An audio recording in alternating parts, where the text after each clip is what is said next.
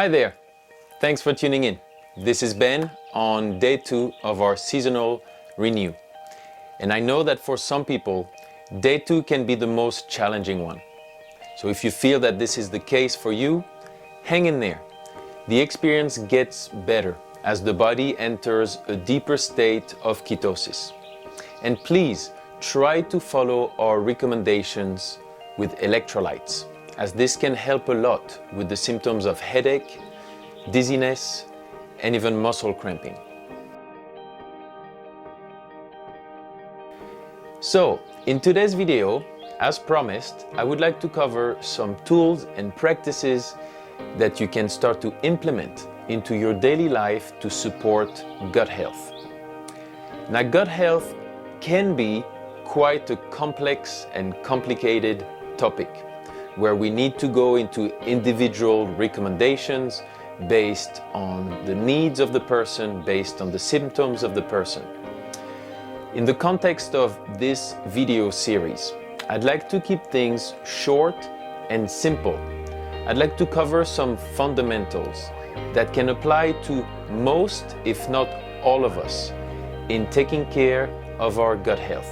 And being consistent with these fundamentals is probably the most important aspect for long-term health and happy aging. So as discussed yesterday, I'd like to cover 2 elements of gut health: intestinal wall integrity and the microbiome.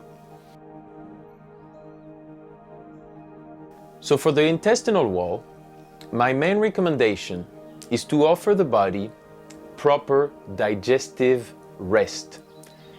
This would be a time where the body does not have to digest any food and can therefore go through the repair process of the intestinal wall and the strengthening of the mucus layer. So there are 2 formats that offer this digestive rest. The first one is a daily overnight fast, also called intermittent fasting. And research has shown that this time-restricted eating that offers a big enough window of time between dinner and breakfast leads to a reduction in inflammation and oxidative stress into the intestinal tissues. And for this to happen, it seems important to have at least a 12-hour window. So my recommendation is to go for 12 to 14 hours between dinner and breakfast. And the second format that I'd like to suggest as a way to offer your body digestive rest, a time where repair of the intestinal wall can take place, is what we're doing now. A time of at least 5 days where we go through what I call an elimination diet, where we remove some of the foods that are most likely to create inflammation in the gut. Here we're removing gluten, dairy, meat, eggs, alcohol, and sugar. And by doing so, we're able, after some time, to reach a baseline where we become more aware, become more sensitive to what might be causing issues into the gut.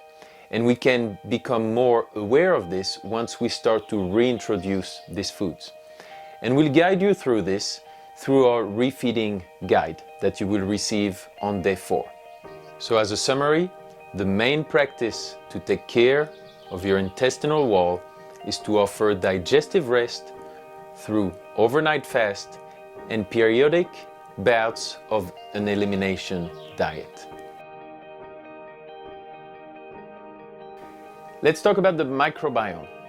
The microbiome is this complex ecosystem made of bacteria, fungus, even viruses that is really helping our whole digestive process. And the key element into a healthy microbiome is to have a wide variety of microorganisms. The research on this topic is still quite young, but it is exploding. And we're having a lot of researchers, lots of scientists trying to understand what is a healthy microbiome. And a lot of researchers are coming together and agreeing that the key element is to have as many variety of bacteria as possible in order to provide all of the chemicals and nutrients that the body needs. So the first step in taking care of our microbiome is to try to minimize anything that harms or destroys the bacteria in our gut. This includes antibiotics, pesticides, chlorine, certain medication such as acid blockers, chronic stress, artificial sweeteners, and sugar. The second step is to nourish the good gut bacteria. And we do that by providing them with the food that they need to reproduce.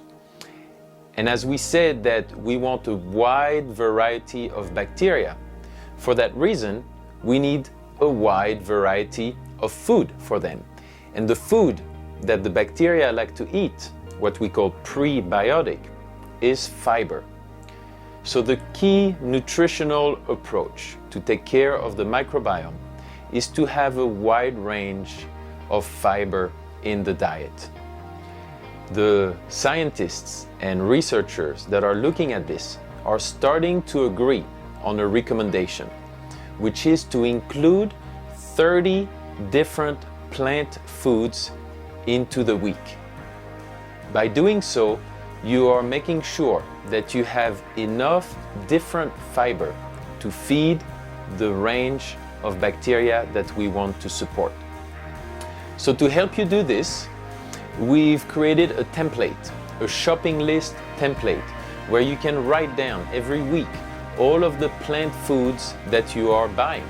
And this includes fruits, vegetables, nuts, seeds, whole grains, and legumes, so that you will be able to see how many plant foods you are eating every week.